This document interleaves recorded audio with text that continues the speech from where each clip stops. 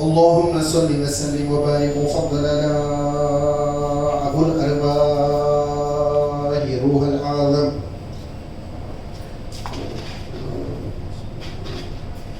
روح الأعظم روح محمد وعلى جميع أرواح المقدسة خاصة على روح القدس وهو روح الأمين سيدنا جبرائيل وعلى كلمة الله وروح الله سيدنا المسيح نبينا عيسى ابن مريم وهو عبد الله ونبي الله ورسول الله وكلمة الله وروح الله حق وحقيقة عليهم السلام بقدر عظمت ذاتك یا اللہ یا ذا الجلال والاکرام.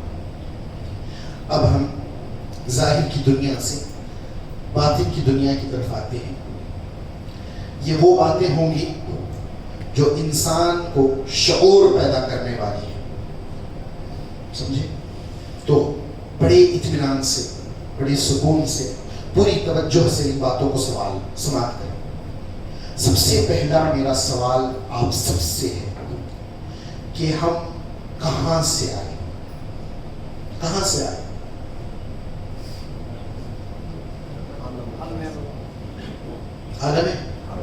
عالم ارواح کہاں ہے؟ عرش کے اوپر ہے. کسی کو اور بات ہے عالم ارواح عرش کے اوپر ہے یا نیچے ہے؟ نیچے ہے. کون کون بولتا ہے عالم ارواح عرش کے نیچے ہے؟ کوئی اگر یہ بات جانتا ہے اوپر ہے یا نیچے ہے؟ جو نیچے بولتے ہیں وہ ہاتھ اوپر کرو.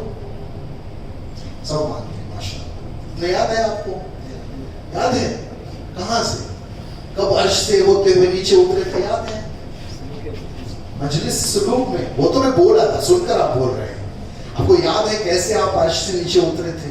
نہیں یاد ہے. اچھا ہم یہاں کیوں آئے؟ اچھا آئے تو عرش کے اوپر سے. عالم ارواح روحیں جو ہے عرش کے اوپر, باقی سب چیزیں عرش کے نیچے ہیں. جنت بھی عرش کے نیچے ہے. یہ جتنے اجسام ہے نا, جسم کا معاملہ ہے, سب عرش کے نیچے ہے. جنت دوزخ سب عرش کے نیچے ہے. لیکن ارواح خاص روحیں جو ہے وہ عرش کے اوپر. اچھا عرش کے اوپر سے نیچے آئے کیوں آئے؟ انفوسس میں کام کرنے کے لیے, ایچ پی میں کام کرنے کے لیے, کسی کی گاڑیاں ریپیئر کرنے کے لیے, بروکری کا کام کر کے کسی کو گھر دلانے کے لیے, زمین دلانے کے لیے, کسی کا دان ٹھیک کرنے کے لیے, کسی کا پیٹ درد دور کرنے کے لیے, ہاں عورتیں شرنگار کرنے کے لیے, غیبت کرنے کے لیے, چغلی کرنے کے لیے, بکواس کرنے کے لیے. اس کی نہیں, مذاق والی بات نہیں ہے. آئے اللہ کی طرف سے, آئے اللہ کے لیے, جائیں گے بھی اللہ کی طرف. یہی معنی ہوا نا انا للہ و انا الیہ راجعون. سب کچھ اللہ ہی کی طرف سے آتا ہے, اللہ ہی کی طرف پلٹ جاتا ہے. تو ہمارا آنا بھی اللہ کے لیے, جانا بھی اللہ کے لیے ہے نا, تو سب کچھ اللہ کے لیے. اچھا اب ہم کہاں جائیں گے؟ کہاں جائیں گے؟ یقین ہے نا کہ کم سے کم قبر میں تو جائیں گے. فرسٹ پوائنٹ, قبر کے بعد جنت میں جائیں گے, دوزخ میں جائیں گے, پتہ نہیں. کوئی پرابلم نہیں ہے کیا؟ کہیں پر بھی جائیں نو پرابلم, ایسا بولیں گے کیا؟ ایسا ہی تو ہمارا مزاج بن چکا ہے, نو پرابلم. ایسا ہے کیا؟ ڈرنے والی بات ہے. ہاں اچھا کب جائیں گے؟ کبھی بھی جا سکتے ہیں. اچھا 40 سال کے بعد رہیں گے آپ میں سے کون رہے گا 40 سال کے بعد؟ اچھا حضور نے فرمایا میری امت کی عمر 1500 سال, 1500 سال, تو 55 ایئرس رہ گئے 1500 کمپلیٹ ہونے میں. اچھا 55 ایئرس کے بعد آپ کہاں رہیں گے؟ میں کہاں رہوں گا, آپ کہاں رہیں گے؟ نہیں رہیں گے نا, یقیناً نہیں رہیں گے. اس بات کا کبھی خیال آتا ہے کہ 55 ایئرس بعد میں نہیں رہوں گا؟ اچھا 55 ایئرس کی بات تو چھوڑو, اگر ہم 1 سال کے اندر نہ رہیں, 1 سال کے بعد جتنے ہمارے دوست ہیں, ہمارے رشتہ دار ہیں, اگر بچہ ہے تو ماں باپ رہیں گے, یا بچے ہیں تو ماں باپ نہیں رہیں گے, جو بھی معاملہ ہو, 1 سال 2 سال 3 سال کے بعد کیا ویسے ہی یاد کریں گے آپ کو جیسے آپ کی موجودگی میں یاد کرتے ہیں؟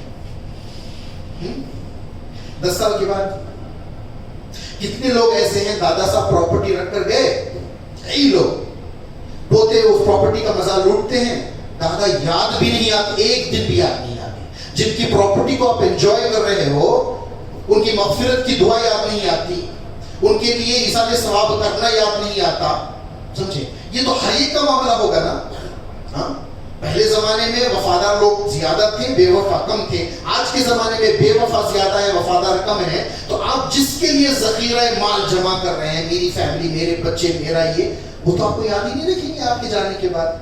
پھر آپ کے یہاں سے چلے جانے کے بعد آپ کے جسم کا کیا بنے گا خبر میں. ہاں، یہ خیالات آتے ہیں کبھی.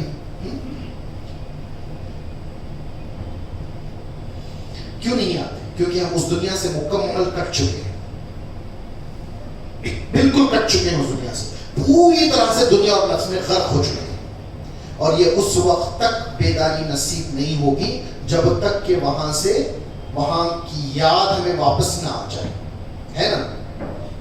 اچھا، دنیا میں آنے سے پہلے کیا کیا ہوا تھا کچھ یاد ہے؟ عالم ارواح میں کون ملا تھا، کیا ہوا تھا، اوپر کیا کیا ہوا تھا؟ کیونکہ حدیث شریف میں ہے کہ جسم بننے سے 1000 سال پہلے اللہ نے روحوں کو پیدا فرمایا. 1000 سال بولے تو آپ 1000 سال سمجھ گئے ہوں گے. اللہ کا ایک دن ہمارے 1000 سال ہوتے ہیں. تو اس طرح سے جسموں کے بننے سے 10 لاکھ ایئرس پہلے اللہ نے روحوں کو بنایا تھا. 10 لاکھ سال 10 لاکھ سال 30 40 50 60 سال کی عمر میں آپ نے 10 لاکھ سال والی زندگی بھول گئے. ہر ایک ہم میں سے 10 لاکھ سال کی زندگی گزار کے آیا ہے، بھول گئے کیا ہوا تھا. اچھا، ہم نے اللہ سے کچھ وعدے کر کے آئے تھے، یاد ہے؟ ہم سب نے کیا، ایک ایک فرد جو بیٹھا ہوا ہے سب نے وعدہ کیا، یاد ہے؟ ہم نے اللہ کی امانت اٹھائی، یاد ہے؟ کیوں یاد نہیں ہے؟ ہاں،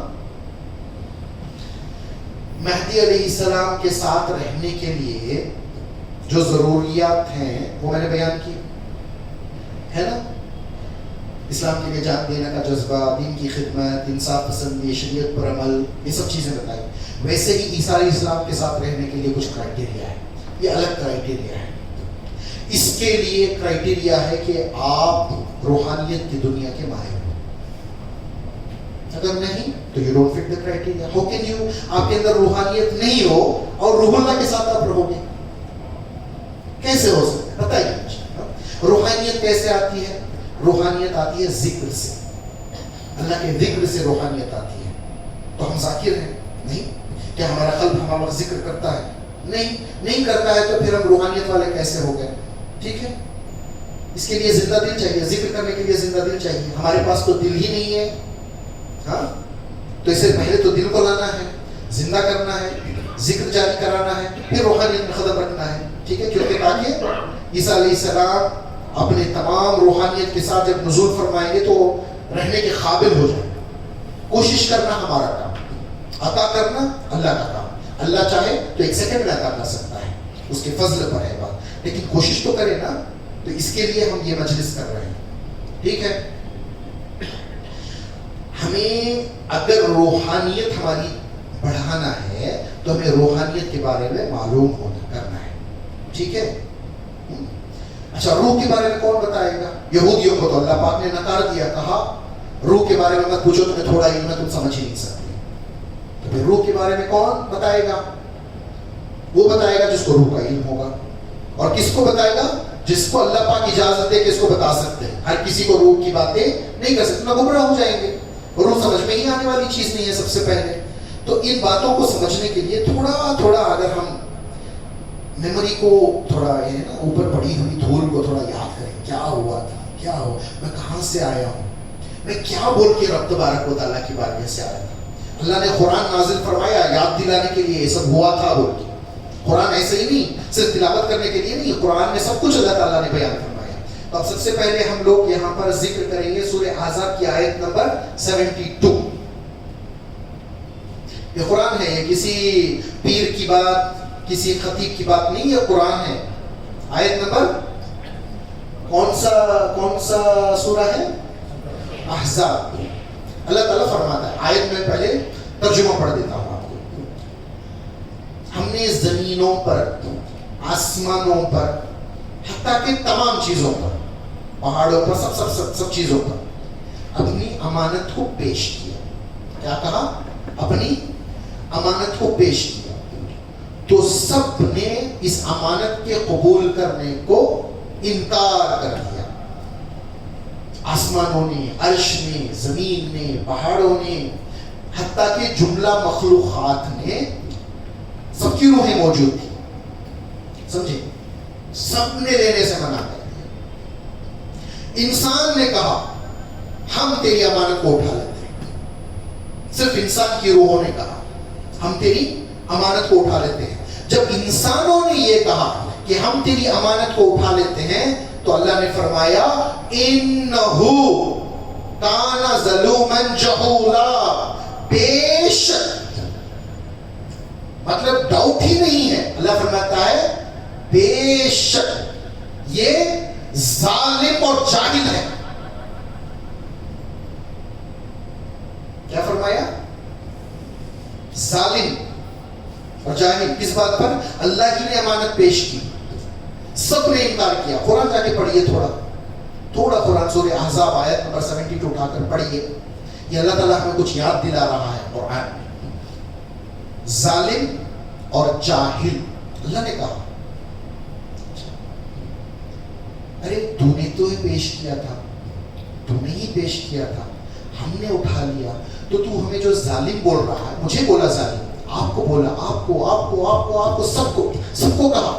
جو علماء ہیں ان کو بولا، جو مفتیان اکرام ہیں ان کو بولا، جو پیران اسلام ہیں ان کو بولا، جو اولیاء اکرام ہیں ان کو بولا، تابعین کو بولا، تبع تابعین کو بولا، یہاں تک کہ صحابہ کو بولا، یہاں تک کہ انبیاء کو بولا، انبیاء کو بھی بولا.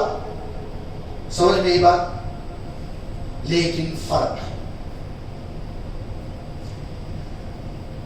اہل اللہ کو جو بولا ناز سے بولا،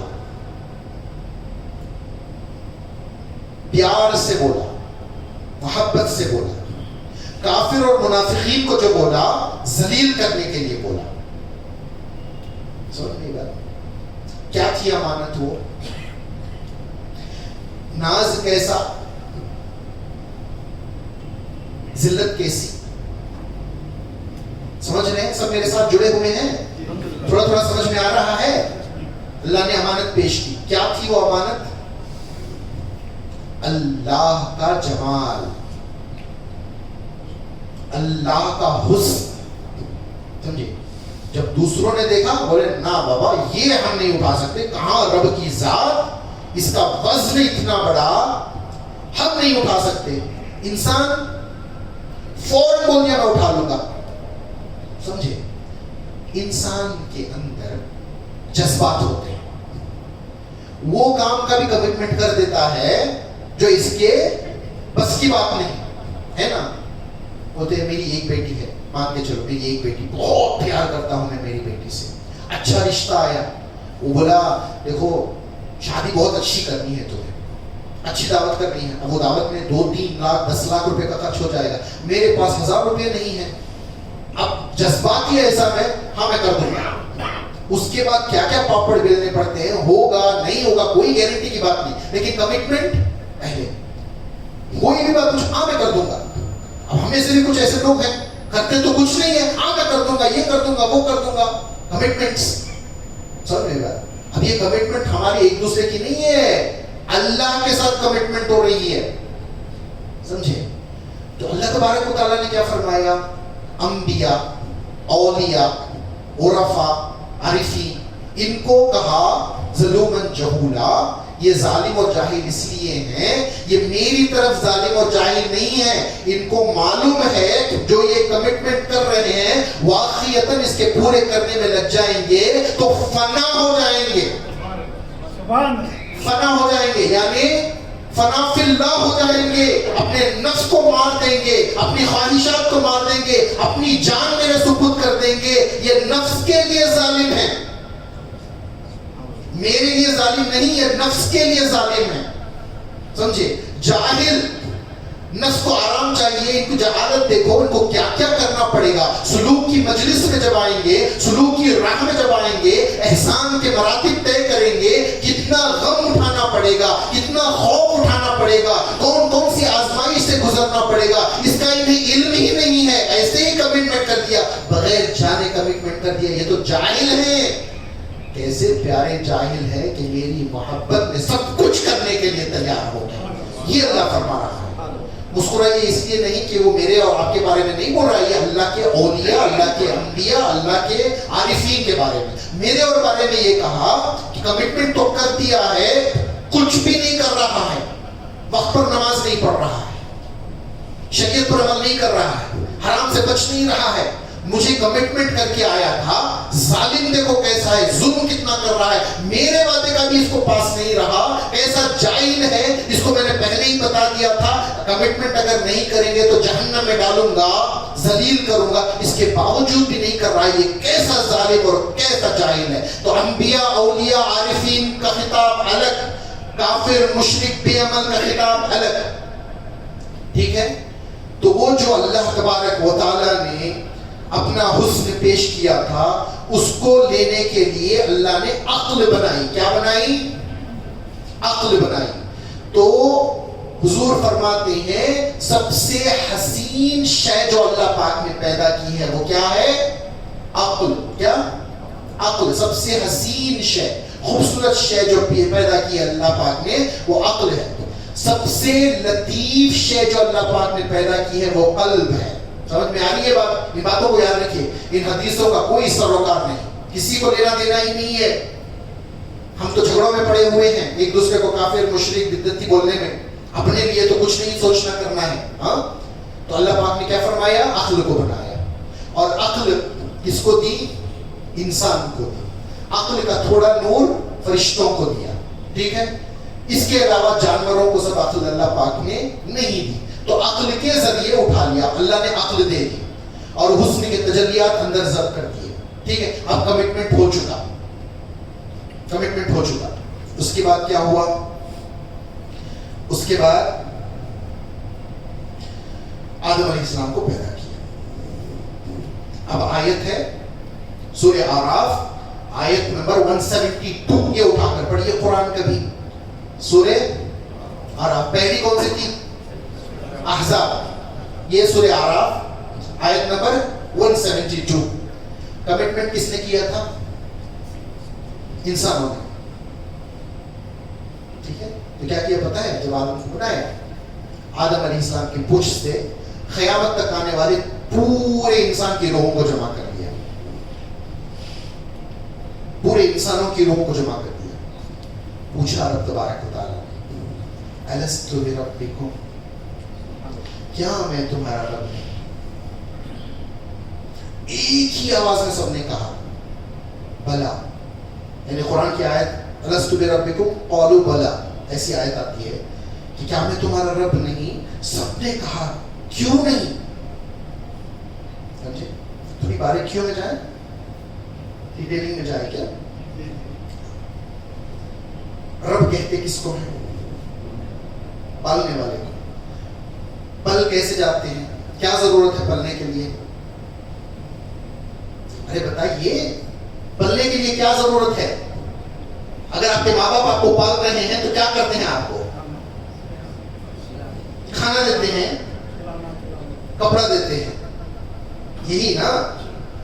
اور کسی بھی شر پہنچانے والی چیز یا ایذا پہنچانے والی چیز سے بچاتے ہیں، حفاظت کرتے ہیں. مین تو کھانا دیتے ہیں. مین یہ تو امپورٹنٹ ہے، ویری امپورٹنٹ. سمجھے؟ اللہ فرماتے ہیں کیا میں تمہارا پالنے والا نہیں؟ تو کہا کیوں نہیں؟ کیا رزق دے رہا تھا اللہ پاک؟ وہ کون سا رزق ہے؟ وہ کون سا رزق ہے جو دے رہا تھا؟ اور وہ بھی اتنی ایک ہی آواز میں ویری سون امیڈیٹلی کا کیوں نہیں؟ یہ نہیں کہا نام.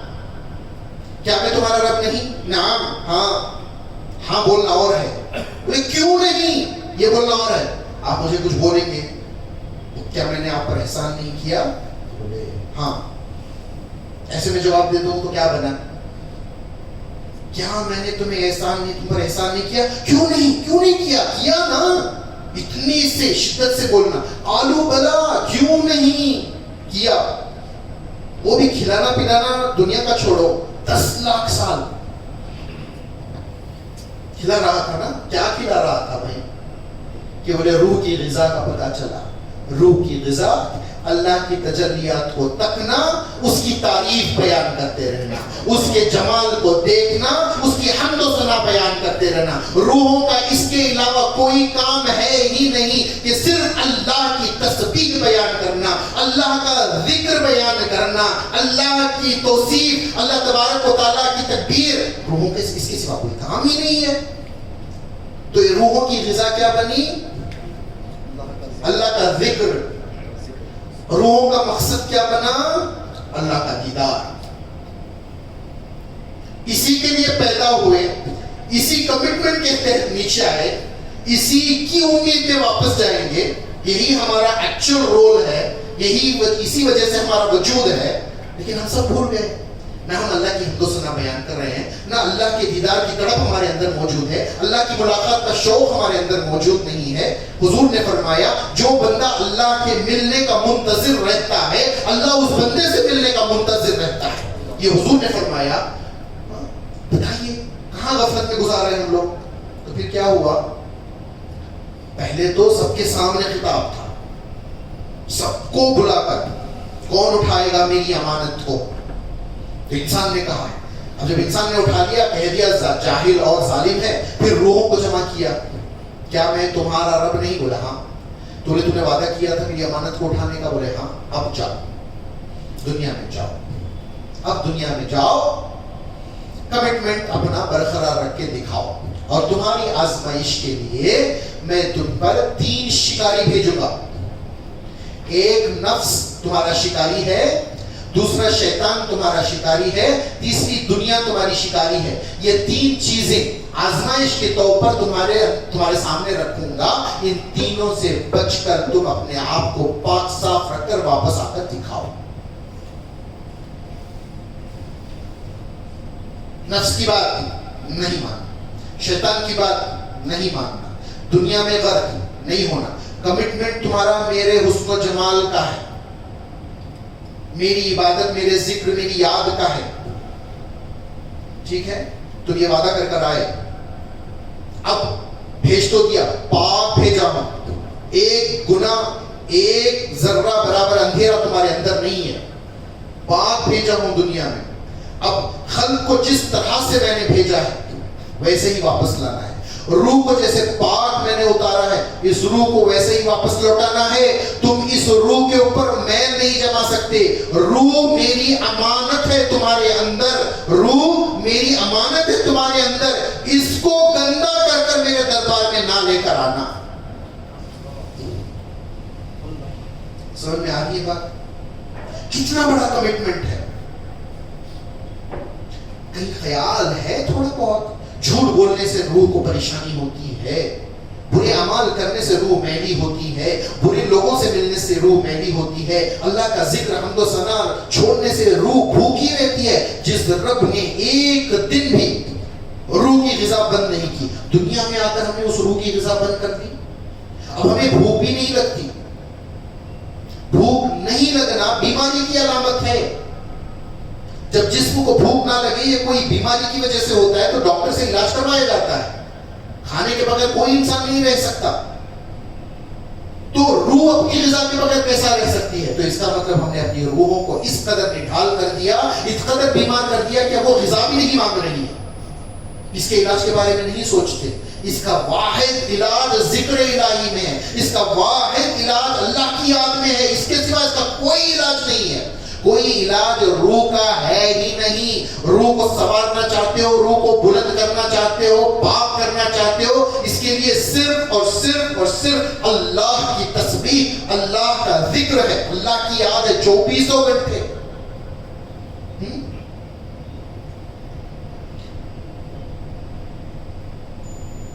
دنیا، نفس اور شیطان تینوں سے بچنا. اس کے تعلق سے ایک حدیث شریف ہے.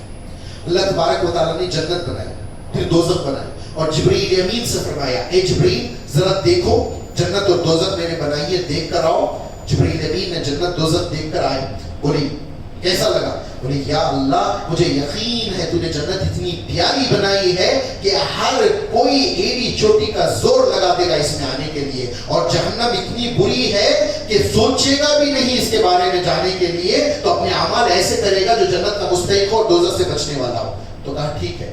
اس کے بعد اللہ تبارک و تعالیٰ نے دوزخ کو ظاہری چمک دھمک سے، دنیا کی چمک دھمک سے ڈھانپ دیا، دنیا کی ظاہری چمک دھمک سے ڈھانپ دیا، اور جنت کو مصائب اور آزمائش سے ڈھانپ دیا۔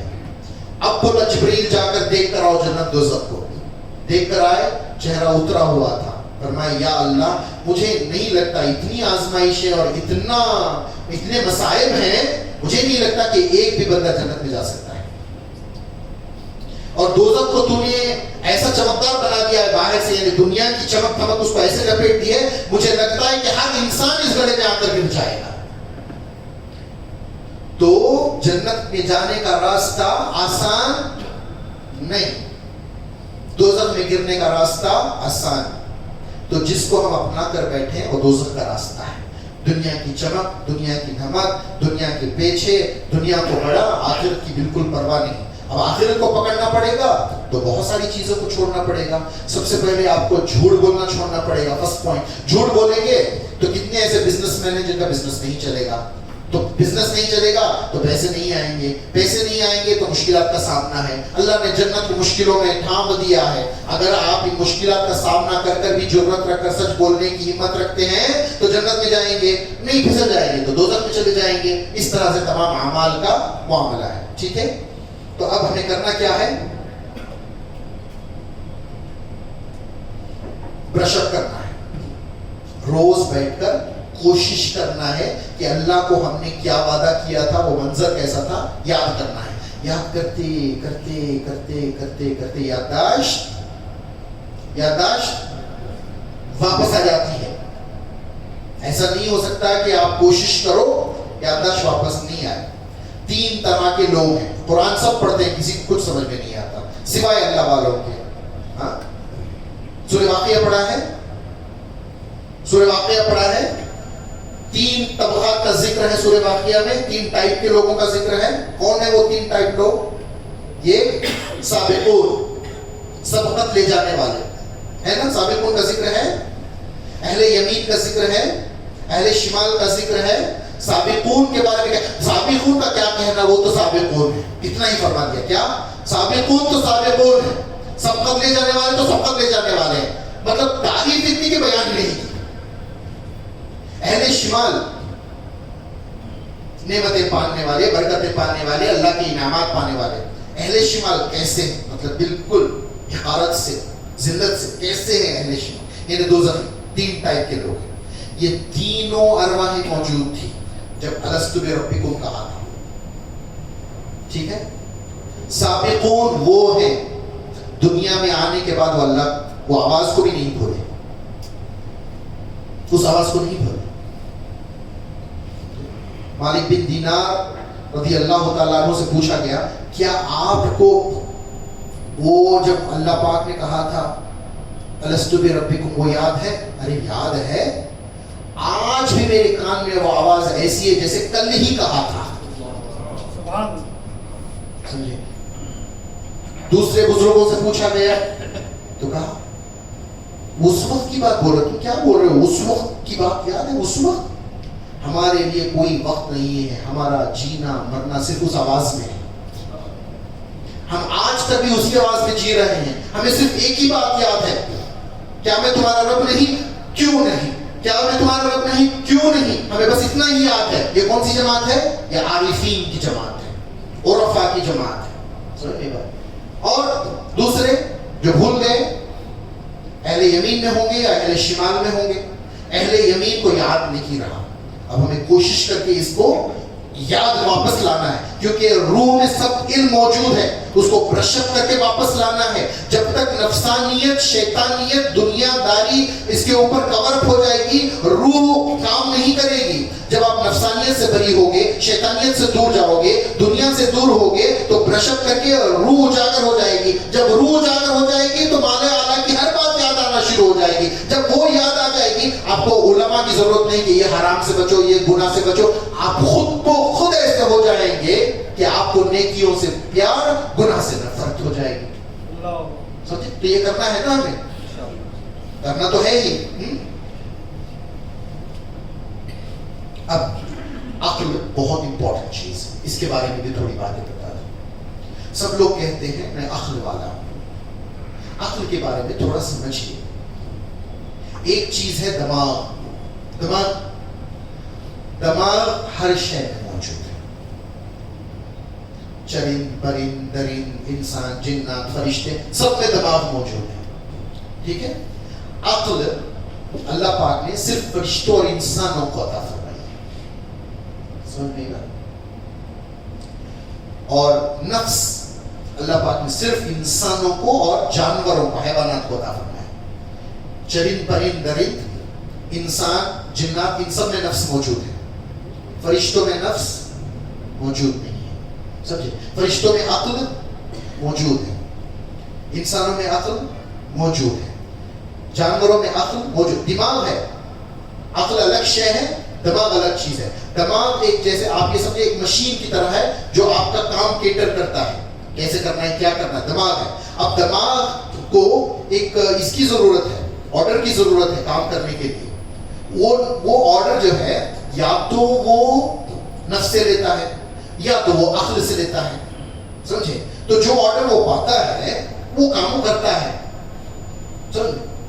تو اب جو بندہ نفس پر عمل کرے، انسان ہو کر نفس کی پیروی کرے، تو وہ بندہ جانوروں سے بدتر ہو جاتا ہے، وہ انسان. اور جو بندہ نفس کی نہ مان کر عقل کی بات مانے تو وہ فرشتوں سے افضل ہو جاتا ہے. اس لیے اللہ پاک نے کیا کہا؟ انسان اشرف المخلوقات. وہ سب کے لیے، ہر انسان کے بارے میں نہیں. کئی تو ایسے جو اللہ کی نگاہ میں انسان ہی نہیں، دو پیر پر چلنے کے باوجود بھی انسان نہیں ہے. سمجھے؟ تو عقل کی بات ماننے والا. عقل کیا ہے؟ حضور نے فرمایا عقل میرے دین کی اصل ہے. کیا ہے؟ اصل ہے. عقل کیا ہے؟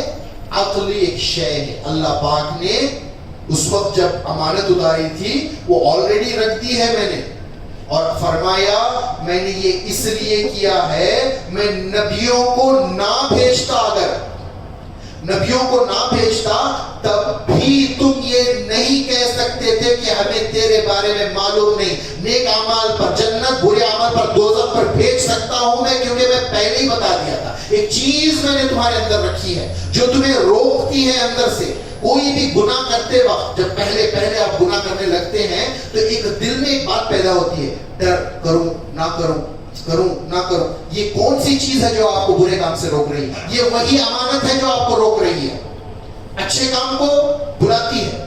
سمجھے؟ اب آپ نے کیا کیا؟ ڈر ہونے کے باوجود، اندر کی رکاوٹ کے باوجود بھی آپ نے اپنے نفس کی بات مان کر آپ نے وہ کام کر لیا. تو اللہ فرماتا ہے کیا میں نے تمہارے دل میں، عقل میں وہ بات نہیں ڈالی تھی کہ یہ کام برا ہے؟ ہر کرنے والا جانتا ہے نا یہ کام برا ہے. آپ خود معلوم ہے نا یہ کام برا ہے. چوری اچھا ہے یا برا ہے؟ شراب پینا اچھا ہے برا ہے؟ گالی گلوچ کرنا، زنا کرنا، وغیرہ وغیرہ وغیرہ جو بھی ہے نا، آپ کو خود معلوم ہے نا. کیسے معلوم ہوا یہ برا ہے یا اچھا ہے؟ اندر کوئی چیز آپ کو بتا رہی ہے نا. بتانے کے باوجود بھی تم نے کیا. نبی کو نہ بھیجتا تو تب بھی یہ کافی ہے کہ میں تمہیں جہنم میں بھیج سکتا.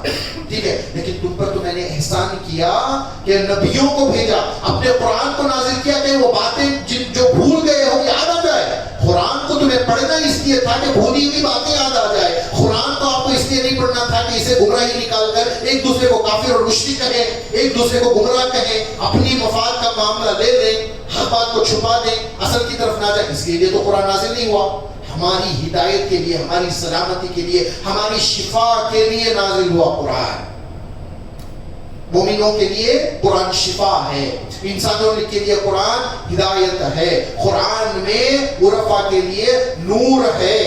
سمجھ میں آ رہی ہے بات؟ قرآن تو ہمارے لیے نازل ہوا، صرف تلاوت کرنے کے لیے نہیں نازل ہوا، اچھی قرأت کر کے لوگوں کو امپریس کرنے کے لیے نازل نہیں ہوا. اس کی گہرائی میں جا کر اللہ کی یاد کو تازہ کرنے کے لیے قرآن نازل ہوا. اب دیکھیے قرآن کیسے پڑھتے ہیں. نماز ہم پڑھتے ہیں, سب پڑھتے ہیں. اچھا جو پڑھتے ہیں کیوں پڑھتے ہیں نماز؟ کیونکہ نماز فرض ہے. اب محبت سے پڑھتے ہیں, اطمینان و سکون سے پڑھتے ہیں, یا کسی طرح سے پڑھ لیتے ہیں؟ پتہ کیوں نا, جس طرح ویسے پڑھ لیتے ہیں. لطف آئے, کبھی لطف آتا ہے کبھی نہیں آتا ہے نا. نماز اور لطف نہ آئے کیسے ممکن ہے؟ نماز اور لطف نہ آئے کیسے ممکن ہے؟ کیونکہ اللہ کے رسول صلی اللہ علیہ وسلم نے فرمایا نماز مومنین کے لیے معراج ہے. نماز مومنین کے لیے معراج ہے. نماز میں اللہ تبارک و تعالیٰ کی تجلیات نصیب ہوتی ہیں. اللہ کی تجلیات میں اور ہمیں اطمینان نہ ہو, ہمیں لطف نہ آئے, ہمیں سکون نہ ملے, یہ کیسی بات ہے؟ اگر نہیں مل رہی ہے تو کوئی تو پرابلم والی بات ہے نا. تو ہم نماز کو ویسے نہیں پڑھ رہے ہیں جیسے پڑھنے کا حق ہے. سمجھے؟ سب سے پہلے ہم جانتے ہی نہیں نماز کیوں فرض ہوئی. اللہ نے کیا فرمایا قرآن میں؟ ہم نے نماز کو میری یاد کے لیے فرض کیا. کیوں؟ تمہیں رکوع کرانے, سجود کرانے, قرآن کی تلاوت کرنے کے لیے, تسبیح, استغفار یہ کرنے کے لیے میں نے نماز نہیں بنائی ہے. میں نے جو نماز بنائی ہے وہ میری یاد کے لیے بنائی ہے. سمجھ میں آ رہی ہے بات؟ اگر جو انسان خیرت بھی پڑھ رہا ہے, رکوع سجود کر رہا ہے, رکوع سجود کی تسبیح پڑھ رہا ہے, تحیات پڑھ رہا ہے, درود ابراہیم پڑھ رہا ہے, دعا پڑھ رہا ہے, سلام پھیر رہا ہے, سب تو پڑھ رہا ہے, اس نماز میں اللہ ہی یاد نہیں تو وہ نماز کون سی؟ وہ نماز کون سی؟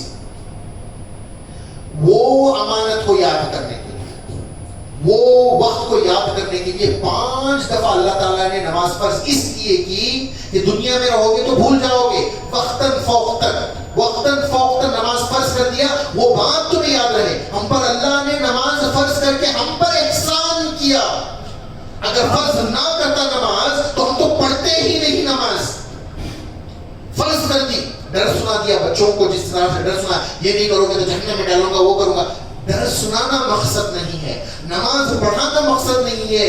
وہ وعدہ جو تم مجھ سے کر آئے ہو, وہ وعدے کو ایک دن ایک لمحہ مت بھولنا. اس لیے 5 وقت مجھے یاد کرو, میرے وعدے کو یاد کرو, اس لیے نماز فرض ہوئی. سمجھ میں آ رہی ہے بات کچھ؟ تو ہمارا مقصد ہی اللہ کی یاد نہیں. نماز ہم صرف فرضیت کے لیے پڑھ رہے ہیں, فرض کے لیے پڑھ رہے ہیں. کسی طرح سے پڑھ لو, جلدی پڑھ لو, 2 رکعت پڑھ لو, چھوٹا سورہ پڑھ لو, بڑا سورہ پڑھ لو. کیا نماز؟ جو بھی پڑھو مکمل اللہ کے سپرد ہو کر پڑھو. اے اللہ میں دنیا کو چھوڑ آیا, سب کچھ چھوڑ آیا اللہ, صرف تیری خاطر, تیری رضا کی خاطر, تیری یاد, تیری محبت میں تیرے سامنے آ کر کھڑا ہو گیا. اور یاد رکھو الست بربکم فرمایا تھا, میری امانت کو تم اٹھاؤ گے, پیش کیا تھا, اور میں نے وعدہ کر لیا نہیں اٹھا پا رہا ہوں.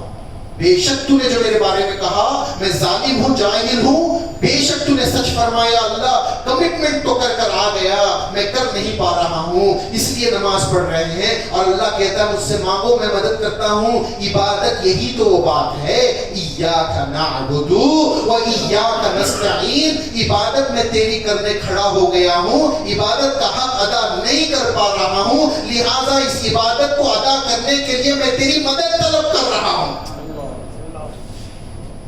کیا کہتے ہیں؟ اللہ کی تعلیم بیان کرتے ہیں الحمدللہ رب العالمین. وہ کون سا وقت ہے؟ الحمدللہ رب العالمین. امانت جس وقت پیش ہوئی تھی, جب اللہ کا عشق بڑا تھا, الحمدللہ رب, وہ منظر ہے, اللہ کا حسن سامنے آیا تھا, روحوں کے سامنے اللہ کا حسن جب آیا تھا, وہ ہم نے کہا الحمدللہ رب العالمین. اللہ نے کہا وہ جملہ یاد کرو, الحمدللہ. تم نے کہا الحمدللہ رب العالمین, یاد کرو نماز میں, وہ وقت یاد کرو نا, میرا جمال کھلا ہوا تھا, تم سب نیچے کھڑے ہو کر میرے جمال کو تک رہے تھے, کہہ رہے تھے الحمدللہ رب العالمین. پھر میری لطف و کرم کو دیکھا تم نے, جب تم نے الحمدللہ رب العالمین کہا, میری تجلیات رحمت نے سایہ کیا, تو تم نے کیا کہا؟ الرحمن الرحیم. پھر میری جلالت نے پر تجلی کی, میری شان کو دیکھا, کہا مالک یوم الدین. اتنی تین حمد و ثنا بیان کرنے کے بعد تم کہو ہم تیری عبادت کرتے ہیں, یعنی الست بربکم قالوا بلا, تم نے امانت اٹھانے کا وعدہ کیا تھا, تم نے جو ہے میری ربوبیت کو مانا تھا, تب مان لیا تھا, تو اب کہو ایاک نعبد, اسی عبادت پر آج بھی قائم ہے اللہ. تیرے سوا کائنات میں کوئی تیرے جیسا موجود نہیں ہے, تو اپنی شان میں یکتا ہے, تو ذات میں صفات میں تیرے ہر کمال میں یکتا ہے, تیرے جیسا کوئی موجود نہیں ہے, اس لیے ہم تیری ہی عبادت کرتے ہیں, کسی اور کی عبادت نہیں کرتے. اتنا کہہ کر کہتے ہیں لیکن اللہ تو نے نفس بھی دے دیا, شیطان کو بھی لگا دیا, دنیا میں بھی غرق کر دیا, اب ان تین کے ہوتے ہوئے ہم یہ امانت اٹھا نہیں سکتے, جو کمٹمنٹ ہم نے وعدہ کیا پورا نہیں کر سکتے, تو تیری عبادت کے لیے تو ہی مدد کرے گا تو ہو سکتی ہے, تو ہی عبادت نہ کرے, تو اگر مدد نہ کرے تو تیری عبادت نہیں ہو سکتی. اللہ کا سورہ فاتحہ میں ایاک نستعین بولنے کا مطلب یہ تھا کہ تیری عبادت جیسا تو چاہتا ہے ویسا کرنا ہے, تو تو ہی مدد کرے تو ہو سکتا ہے, تیرے سوا ہم نہیں کر سکتے, یہ بولنا مقصد تھا. اس کا مطلب کسی سے مدد لینے کو شرک کہنے کے لیے یہ آیت نہیں آئی تھی, عبادت کرنے کے لیے, اللہ کی مدد طلب کرنے کے لیے یہ آیت آئی. اللہ اکبر. ایاک نعبد و ایاک نستعین. اگر ایاک نستعین کسی اور کے لیے استعمال کرنا اگر شرک ہوتا, اگر ایاک نستعین مدد مانگنا شرک ہوتا, نسائی شریف اٹھائیے, 3 جلد اٹھائیے, نسائی شریف سیاستہ کی حدیثیں ہیں, سیاستہ کی حدیثیں ہیں, صحیح حدیثیں ہیں. نسائی شریف 3 جلد پہلا ہی تذکرہ, حضور کی مدد کے لیے کچھ لوگ آئے تھے, تو لوگوں کو جمع کیا, اور جب آئے حضور کے پاس دیہاتی, یا رسول اللہ ہماری مدد فرما دیے اس معاملے میں, تو کہا میں ظہر کی نماز پڑھ لوں گا, پڑھنے کے بعد تم لوگ کھڑے ہو جانا, اعلانیہ طور پر یہ جملہ کہنا, استعینوا برسول اللہ, استعینوا برسول اللہ. حضور نے یہ کلمات سکھائے. اگر یہ جو استناد ہے, مدد ہے, اس کو ملا دیں گے تو مشرک بنا دیں ان لوگوں کو. وہ حساب سے کسی بندے کی کوئی مدد لینا بھی شرک ہو جائے گا, چاہے وہ زندہ ہو, چاہے وہ مردہ ہو, چاہے پاس ہو, دور ہو, مدد لینا ہی شرک ہو جائے گا. سمجھے گا؟ یہ بات تو واضح ہے کہ اللہ اگر نہ چاہے تو کل کائنات مل کر بھی آپ کی مدد نہیں کر سکتی, نہیں کر سکتی. اور اگر اللہ مدد کرنا چاہے تو پوری کائنات, پورے ملائکہ, پورے انبیاء, پورے اولیاء سب مل کر بھی اللہ کی مدد کو روک نہیں سکتے. جو مدد ملتی ہے اللہ ہی سے ملتی ہے, سمجھے؟ فرشتوں کی جو مدد آتی ہے, ابراہیم علیہ السلام کو آگ میں ڈالنے سے پہلے جبریل امین جو تشریف لائے تھے, وہ بھی اللہ ہی کی مدد تھی نا, ہے نا؟ تو حضرت ابراہیم علیہ السلام نے اس مدد کو قبول نہیں کیا. کیا؟ بولے اللہ جانتا ہے. یہ ابراہیم کا ایمان ہے, ابراہیم کا ایمان ہے. جنگ بدر میں حضور خود اللہ کو بول رہے ہیں مدد بھیج. فرشتے آئے, ایک نہیں, جبرائیل کے ساتھ کئی فرشتے آ گئے. کیا حضور نے فرمایا نہیں تم جاؤ؟ فرشتوں کی مدد لی یا نہیں لی؟ یہ فرشتوں کا مدد لینا بھی اللہ کے لیے تھا, ان کا فرشتے سے مدد نہ لینا بھی اللہ کے لیے تھا. یہ حال دوسرا تھا, وہ حال دوسرا تھا. وہ فنا کا حال تھا, یہ بقا کا حال تھا. وہ جو ہے بے ہوشی کا عالم تھا, یہ ہوش کا عالم تھا. وہاں پر محبوبیت تھی, یہاں پر شان ابدیت تھی. اللہ کو سب سے زیادہ پسند ہے ابدیت ہے, تو اللہ کو مدد کو پکارنا, چاہے وہ فرشتوں کے ذریعے آ جائے, جنات کے ذریعے آ جائے, انسانوں کے ذریعے آ جائے, جانور کے ذریعے آ جائے, کوئی بھی مدد ظاہر میں دکھتا ہے کہ وہ کر رہا ہے, حقیقت میں مدد صرف اللہ کی ہوتی ہے. تو جس طرح سے جسم ہوتا ہے, آپ بھی زندہ, میں بھی زندہ, مجھے پیاس لگے تو آپ مجھے پانی پلا سکتے ہیں, میں پوچھ سکتا ہوں کہ تم مجھے پانی پلا دو. تو جسموں کے لیے جسموں کی مدد ہے, قلوب کے لیے قلوب کی مدد ہے, عقلوں کے لیے عقل کی مدد ہے, روحوں کے لیے روحوں کی مدد ہے. جس طرح سے جسم کی مدد کے لیے آتا ہے, آپ مر جاؤ تو کوئی روح آ کر آپ کا جنازہ نہیں اٹھاتی ہے. جسم اٹھانے کے لیے 4 جسموں کی ضرورت ہوتی ہے, کیونکہ یہاں پر جسم کی ضرورت ہے, اس لیے جسم آیا. جب روح کی ضرورت ہو تو جسم روح کی ضرورت پورا نہیں کر سکتا. جب روح کی ضرورت پڑتی ہے تو ارواح آتی ہے, چاہے وہ نبی کریم کی روح آ جائے, چاہے صدیق اکبر کی آ جائے, غوث اعظم کی آ جائے, غریب نواز کی آ جائے. یہ روح کا معاملہ ہے. لیکن عجب معاملہ ہے وہ سنی جو روحانیت میں 0 گروہ ہیں, روحانیت سے کچھ لینا دینا نہیں, پکارتے ہیں عبد القادر جیلانی کو, پکارتے ہیں غریب نواز کو, تمہارا تو روحانیت میں کوئی معاملہ ہی نہیں ہے, اور تم ان کو پکار بھی رہے ہو دنیا کے لیے, تو ایسا پکارنا جائز نہیں. سبحان اللہ. سمجھ میں آ رہی ہے؟ روح کی مدد کے لیے روح کو پکارو, جسم کی مدد کے لیے جسم کو پکارو, خلق کی مدد کے لیے خلق کو پکارو, عقل کی مدد کے لیے عقل کو پکارو. عقل اللہ نے بنائی ہے تو ظاہر ہوا عقل کی مدد لینا بھی اللہ کی مدد ہے. روح اللہ نے بنائی ہے, روح کی مدد لینا بھی اللہ کی مدد ہے. میں سمجھ میں آ رہی ہے بات؟ تو شرک کا معاملہ نہیں ہے. ایاک نعبد و ایاک نستعین, تیری عبادت میں تیری مدد طلب کرتے ہیں, کیونکہ تیری عبادت تیری مدد کے بغیر ہو ہی نہیں سکتی. بات ختم. اس کا مطلب یہ نہیں کہ دوسرے کی مدد مانگنا شرک ہو گیا. سمجھ میں آ رہی ہے بات؟ تو نماز ایاک نعبد و ایاک نستعین, اہدنا الصراط المستقیم, اے اللہ ان کے راستے پر چلا جن پر تو نے انعام کیا. کون ہے؟ انبیاء, صدیقین, شہداء, صالحین. یہ کون ہے؟ یہ سابقون ہیں جو یہاں آنے کے باوجود بھی تیری اس آواز کو نہیں بھولے. وہ ہے اللہ, تیری آواز کو نہیں بھولے, یا بھول کر یاد آ گئی جن کو, جنہوں نے کوشش کر کر وہ یاد واپس لے آئی, ان کے راستے پر چلا تاکہ ہم تجھ تک پہنچ جائے, وعدہ پورا ہو جائے. ہر دن ہر نماز میں ہر رکعت میں مانگتے ہیں ایاک نعبد و ایاک نستعین, اہدنا الصراط المستقیم صراط الذین انعمت علیہم غیر المغضوب علیہم ولا الضالین. ان کمٹمنٹ والوں میں سے نہ بنا جو گمراہ ہو گئے, جو ہے کفر کیے, شرک کیے, ایسے والوں میں نہ بنا اللہ. وہ کمٹمنٹ پر ہمیں برقرار رکھ. اگر یہ نیت سے اس یاد سے 5 وقت نماز پڑھیں گے, اللہ کی مدد نہیں آئے گی, اللہ آپ کو یاد نہیں دلائے گا. ارے اس سے بڑھ کر رحم و کرم کرنے والا کون ہے؟ ہاں, ہم تو حضور کی رحمت کے بارے میں ناز اٹھاتے نا, رحمت للعالمین. بے شک حضور کائنات کی رحمت ہے. ذرا سوچو, جس ذات نے رحمت للعالمین کو پیدا فرمایا, رحمت للعالمین بنایا, وہ رحمان کیسا ہوگا؟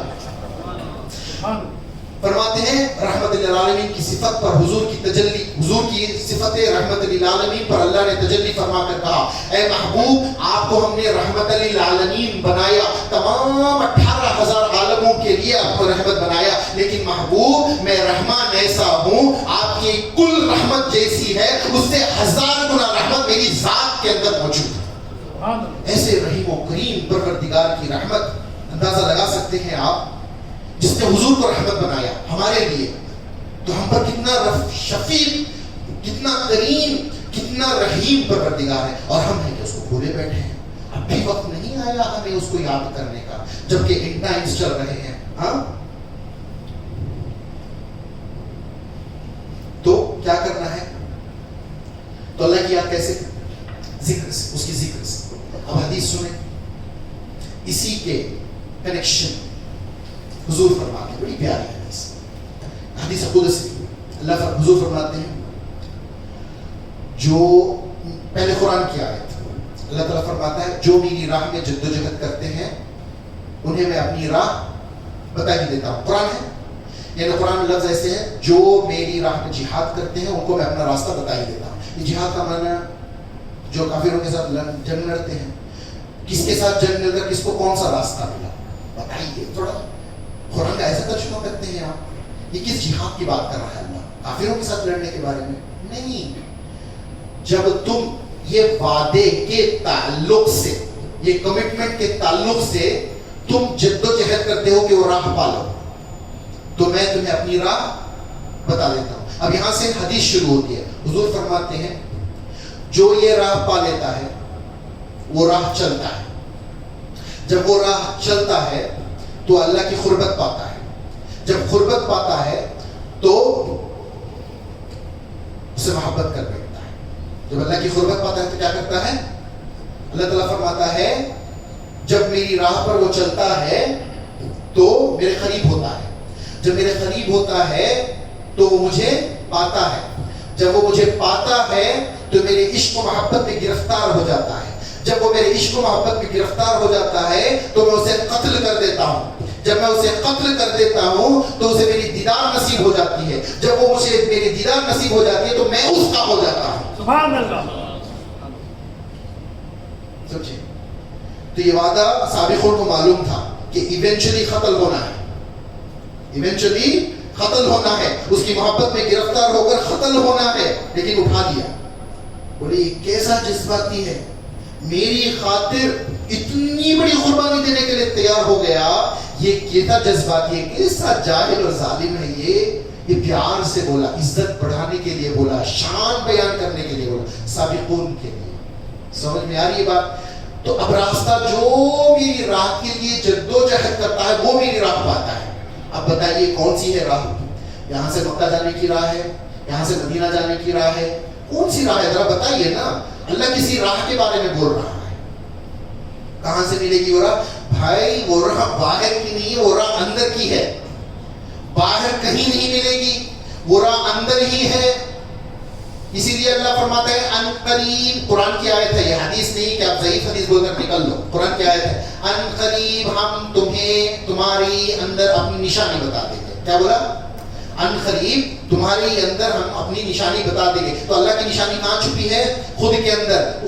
اللہ کو یاد کرنا ہے تو نشانی کو جاننا ہے، نشانی سے اللہ کی پہچان ہو جائے گی. وہ نشانی تک پہنچنے کا راستہ باہر سے اندر کی طرف، اندر سے باہر کی طرف نہیں ہے.